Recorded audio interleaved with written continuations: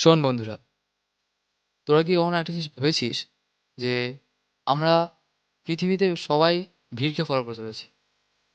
এখন তোদের মধ্যে অনেকে ভাবে যে কি বলছি আমি, but still I am talking about the reality. দেখ ভাই, এটার জন্য তোকে একটা জিনিস বুঝতে হবে।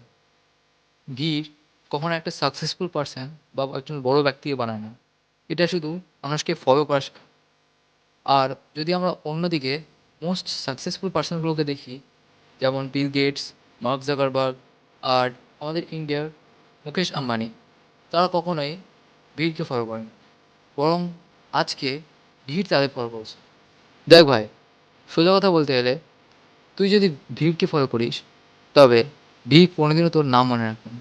আর যদি তুই নিজের পথ নিজে বানাস, তবে ভিড় একদিন তোকে অনুসরণ করে চলবে। নাও চয়েস ইজ ইয়োর্স, যে তুই নিজে ভিড়কে ফলো করবি না ভিড় তোকে ফলো করবি।